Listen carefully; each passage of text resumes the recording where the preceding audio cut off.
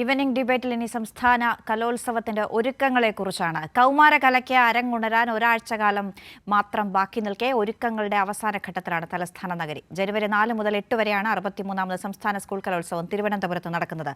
കലാപ്രതിഭകളെ വരവേൽക്കാനുള്ള ആവേശത്തിലാണ് നാടും നഗരവും.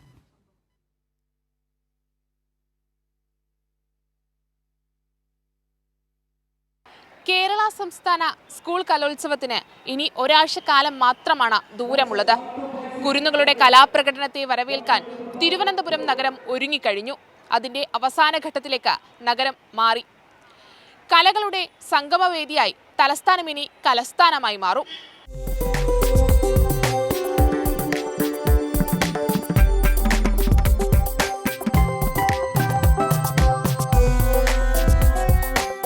നഗരത്തിൽ തയ്യാറാക്കിയ 25 വേദികളിലാണ് മത്സരം നടക്കുക. പ്രധാന വേദിയായ സെൻട്രൽ സ്റ്റേഡിയം ഉൾപ്പെടെയുള്ള എല്ലാ വേദികൾക്കും നൽകിയിരിക്കുന്നത് നദിയുടെ പേരുകൾ. സെൻട്രൽ സ്റ്റേഡിയമാണ് പ്രധാന വേദി. ഓരോ വേദിയിലേക്കും വേഗത്തിലെത്താൻ QR കോഡ് സംവിധാനം ഒരുക്കും. വിദ്യാർത്ഥികൾക്കുൾപ്പെടെ താമസമൊരുക്കിയ ഇടങ്ങളിൽ വേദികൾ സംബന്ധിച്ച ബോർഡുകൾ സ്ഥാപിക്കും.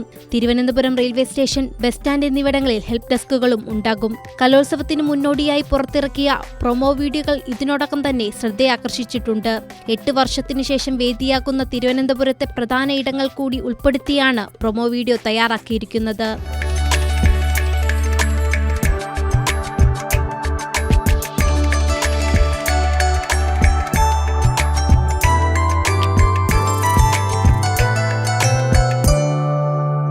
ഗോത്രകലകൾ കൂടി ഉൾപ്പെടുത്തിയ കലോത്സവം ഇത്തവണത്തെ പ്രത്യേകതയാണ്. മംഗലംകളി, പണിയനൃത്തം, പളിയനൃത്തം, മലപ്പുലയാട്ടം, ഇരുളനൃത്തം എന്നീ 5 ഗോത്രനൃത്ത രൂപങ്ങളാണ് വേദിയിലെത്തുക. 249 ഇനങ്ങളിലായി 15,000-ൽ പരം പ്രതിഭകളാണ് കലോത്സവത്തിൽ മാറ്റുരയ്ക്കുക. സംസ്കൃതോത്സവവും അറബിക് കലോത്സവവും ഇതിനൊപ്പം നടക്കും. സുലേഖ ശശികുമാർ, കൈരളി ന്യൂസ്, തിരുവനന്തപുരം. മാനസ മനോജ് ഉണ്ട് വിവരങ്ങൾ നൽകാൻ. മാനസ, നഗരത്തിൽ തയ്യാറാക്കിയ 25 വേദികളിലാണ് ഇത്തവണത്തെ മത്സരങ്ങളൊക്കെ നടക്കുന്നത്. ഈ വേദികൾക്കൊക്കെയും നദികളുടെ പേരിട്ടിരിക്കുന്നു. ഇതുവരെ എവിടെ വരെ എത്തിയിരിക്കുന്നു ഒരുക്കങ്ങൾ?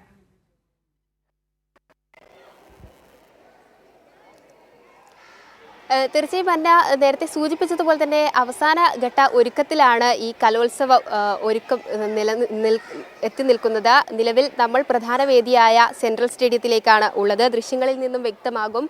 രാവിലെ നമ്മൾ വരുമ്പോൾ ഉണ്ടായിരുന്ന അവസ്ഥയല്ല ഇപ്പോൾ ഉണ്ടായിരുന്നത്. അവസാന ഘട്ട ഒരുക്കങ്ങൾ ഇങ്ങനെയും നടന്നുകൊണ്ടിരിക്കുകയാണ്. അതിരാവിലെ മുതൽ തന്നെ ഈ സ്റ്റേജ് അതുപോലുള്ള കാര്യങ്ങളൊക്കെയും കെട്ടാനായുള്ള ജോലിക്കാർ എത്തി അത് പൂർത്തീകരിക്കാനുള്ള ശ്രമത്തിൽ തന്നെയാണ് ഉള്ളത്.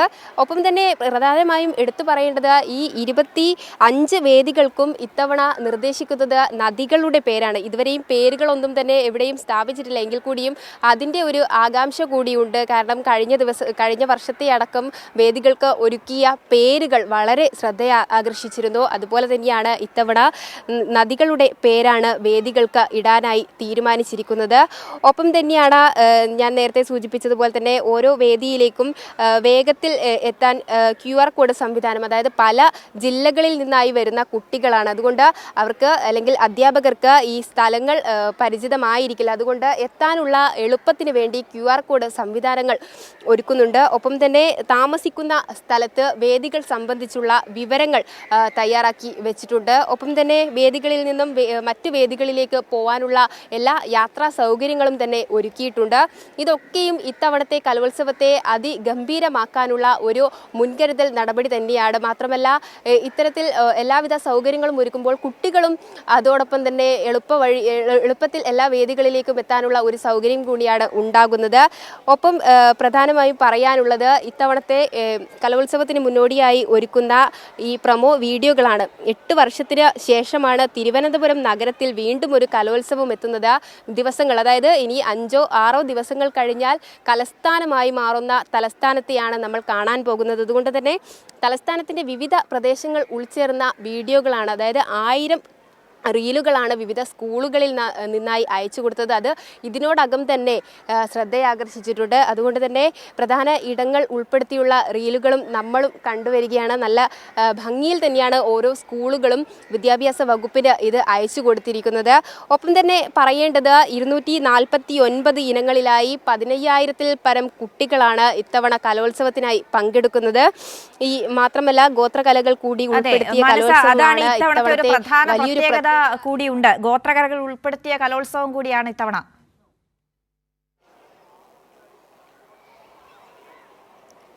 തീർച്ചയായും അന്ന സൂചിപ്പിക്കുന്നത് പോലെ തന്നെ ഗോത്രകലകൾ ഉൾപ്പെടുത്തുമ്പോൾ ഒരു മാറ്റം കൂടിയാണ്, അല്ലെങ്കിൽ ഒരു പുതു അവസരം കൂടിയാണ് കുട്ടികൾക്കായി തുറന്നു കൊടുക്കുന്നത്.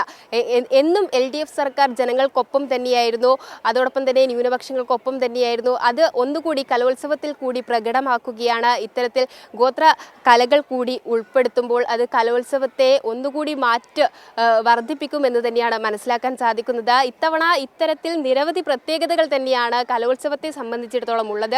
നമ്മുടെ വിദ്യാഭ്യാസ മന്ത്രിയുടെ സ്ഥലം കൂടിയാണ് തിരുവനന്തപുരം ജില്ല. അതുകൊണ്ട് വളരെ നല്ല രീതിയിൽ തന്നെ ഈ കലോത്സവം ഗംഭീരമാക്കുക എന്നത് തന്നെയാണ് ലക്ഷ്യമായിട്ടുള്ളത്. ഒപ്പം ഈ 63ാമത് കലോത്സവം തലസ്ഥാന നഗരിയിലേക്ക് എത്തുമ്പോൾ കലാരൂപങ്ങളുടെ അല്ലെങ്കിൽ കലകളുടെ ഒരു ആഘോഷം തന്നെയാണ്.